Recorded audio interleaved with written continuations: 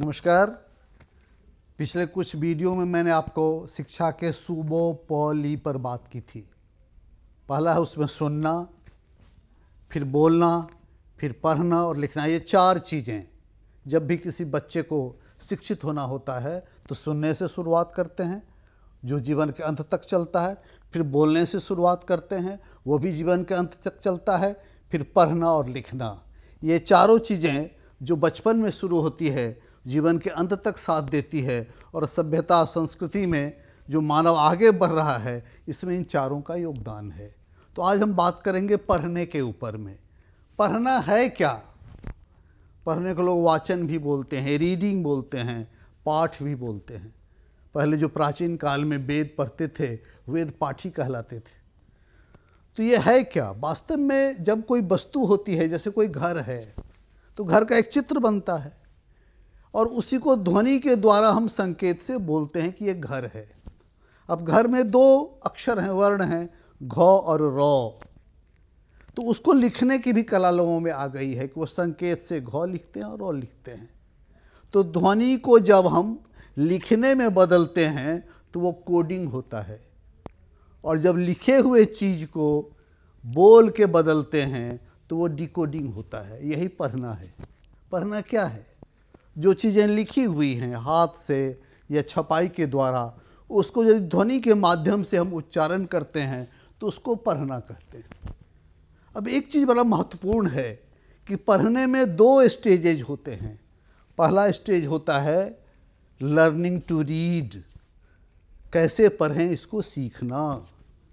शुरुआत में यही काम चलता है। बच्चा जब विद्यालय में जाता है, आजकल नर्सरी से लेकर के क्लास 5 तक, तो उसमें यही वो सीखता है, लर्निंग टू रीड, कैसे पढ़ाया जाए, कैसे पढ़ा जाए, कैसे पढ़ाया जाए।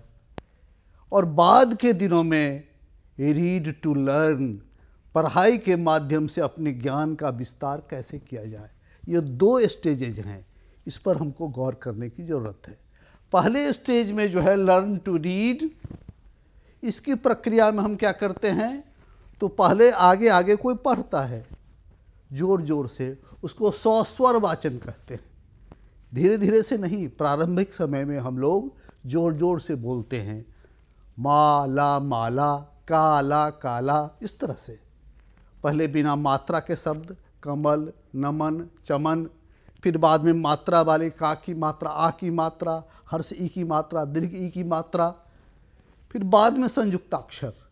तो उसका नियम यही है कि प्रारंभिक पाठ में शिक्षक, अभिभावक, माता पिता बच्चों को सुन करके बताते हैं, और बच्चा जो अपने मस्तिष्क में उसके चित्र को और ध्वनि को बैठा लेता है। बल्कि जो साइंस ऑफ रीडिंग पर लोगों ने काम किया है, न्यूरो साइंटिस्ट, उनका कहना है कि पढ़ना एक बड़ी जटिल प्रक्रिया है। उसमें बच्चा क्या करता है, धीरे धीरे चित्र को और ध्वनि को दिमाग में बैठाता है कि जब ये चित्र आएगा तो ऐसा ध्वनि बोलना है। कई बार टीचर झुंझला जाते हैं, माता पिता नाराज़ हो जाते हैं कि मैं इतनी बार इसको समझा रहा हूँ, ये तो पढ़ ही नहीं पा रहा है। ऐसा नहीं है, वो जटिल प्रक्रिया है, वो बार बार करने से होती है। प्रारंभिक समय में याद करना पड़ता है, और बाद में जा कर के जब उसके दिमाग में ध्वनि और चित्र, जैसे क, जब वो कोई क लिखेगा तो इसकी ध्वनि क कैसे होगी वो बताएगा। यहाँ क मैंने लिखा, इसकी खास ध्वनि है क, और यदि ख कहेंगे तो उसकी अलग ध्वनि होगी। ये बच्चे के दिमाग में जब बैठता जाता है, याद और स्मृति में आती जाती है, तब पढ़ना उसके लिए आसान होता है।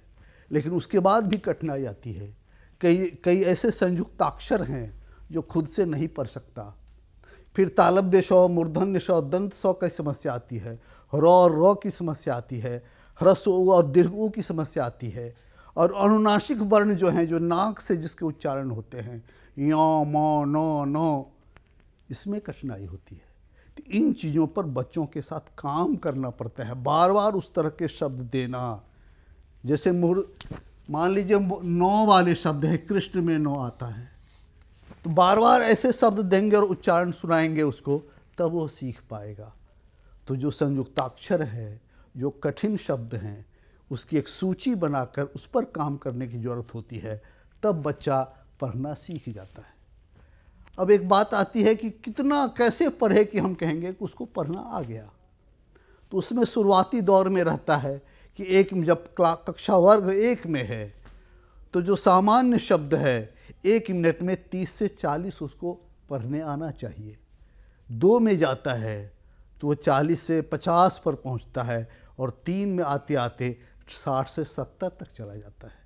तो 1 मिनट में जब 60 से 70 तक शब्दों वाले वाक्य को वो पढ़ लेता है तो कहते हैं कि उसको पढ़ना आ गया। लेकिन वहीं तक बात नहीं रुकती है। आगे एक शब्द है धारा प्रवाह। आप सुनते होंगे, हम लोग भी बोलते हैं धारा प्रवाह पढ़ने लगा। मतलब क्या? जैसे नदी की धारा बहती है उस गति से पाठ करना।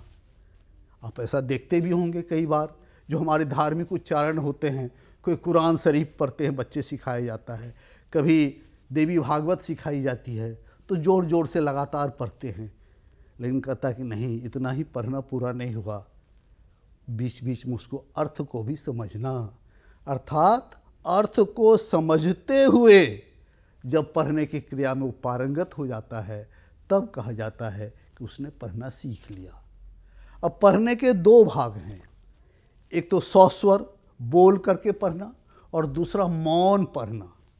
तो मेरा आग्रह होगा कि पहले आरंभ में कम से कम कक्षा 3 तक सस्वर पढ़ना चाहिए। आप अपने बच्चों को कहें ये अखबार का पन्ना लो, जरा इसको पढ़ के सुनाओ।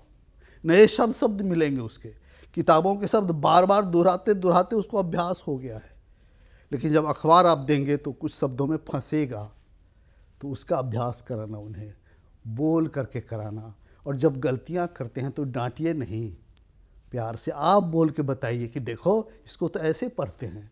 टुकड़े में जैसे धृतराष्ट्र कठिन शब्द है तो उसको पहले धृत फिर राष्ट्र धृतराष्ट्र ऐसे करके शब्दों को बताना पड़ेगा। ऐसे ही अरबी में होगी, फारसी में होगी, इंग्लिश में होगी। तो जिस भी भाषा के जो शब्द हैं उसको टुकड़ों में करके बार बार दोहराने से बच्चा उसमें पारंगत हो जाता है।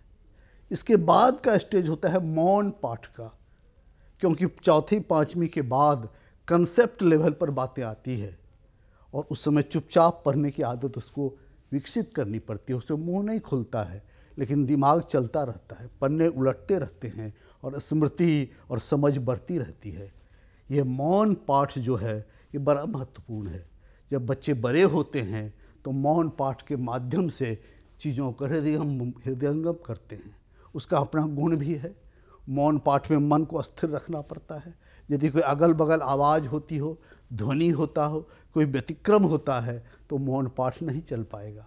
बोलने वाला चल सकता है, इसलिए मौन पाठ में एकाग्रता, शांति ये आवश्यक है। लेकिन उसमें सीखने की प्रक्रिया बहुत ज़्यादा तेज़ी से बढ़ती है।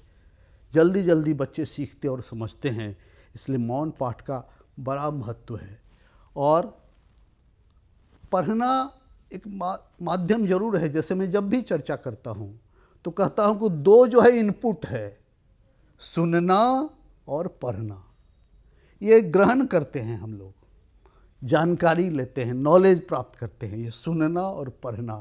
और उसके 2 आउटपुट हैं, बोलना और लिखना। जब जानकारी मेरे पास होगी, जब ज्ञान होगा, तब हम बोलेंगे और अपनी बातों को लिख पाएंगे। तो पढ़ना अपने आप में इनपुट भी है, लेकिन पढ़ना अपने आप में साध्य भी है। साध्य मतलब टारगेट, अचीवमेंट, लक्ष्य।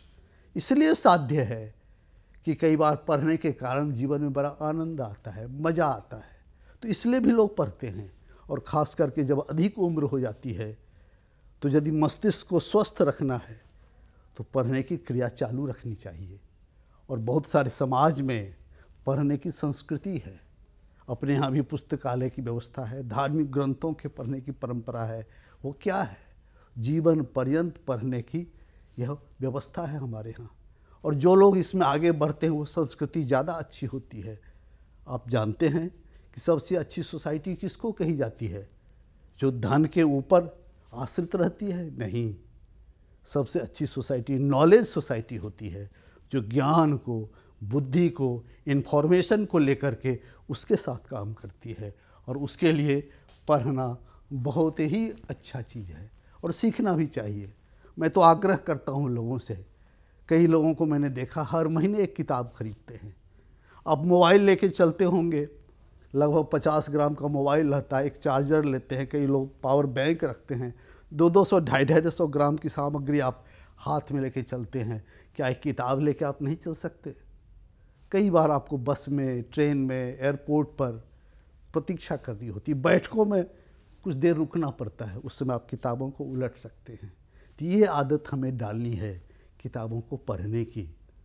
और मैं 2 छोटी कहानियाँ आपको बताऊंगा। एक बार सुधा मूर्ति और नारायण मूर्ति, जीवन के आरंभिक समय में आप उन्हें जानते होंगे, इन्फोसिस के संस्थापक हैं नारायण मूर्ति। दोनों के एक बड़े उद्योगपति दोनों को भोजन पर बुलाया, वो गए हुए थे, चांदी के बर्तन में उनको खाना खिलाया, कभी देखा भी नहीं था। खाना खाए बाहर आया, रास्ते में चलते हुए सुधा मूर्ति ने अपने पति नारायण मूर्ति को कहा कि बड़ी दरिद्र लोग थे ये। उसने कहा ऐसा कैसे? चांदी के बर्तन में खिलाया, खाना भी अच्छा था।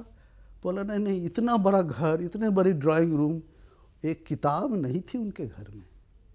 जिसके घर में एक किताब नहीं हो, उनकी नज़र में वो दरिद्र है, वो गरीब है। तो क्या हम अपने घरों में किताब रखें, किताब पढ़ने की आदत डालें, और इस आदत को विस्तार दिया जा सकता है। मैं स्वामी विवेकानंद की एक घटना से अपनी बात समाप्त करूंगा। जब वो शिकागो धर्म सभा के बाद अमेरिका में एक जर्मन फिलोसोफर के यहाँ गए थे, तो उसके मेज़ पर एक किताब रखी थी 700 पन्ने की। खाने की व्यवस्था हो रही थी, तब तक विवेकानंद उस किताब को पलटने लगे। जब खाना मेज़ पर लग गया तो उनकी पत्नी आई बुलाने के लिए कि आइए भोजन करते हैं, लेकिन विवेकानंद तो उस किताब में लगे हुए थे, रमे हुए थे।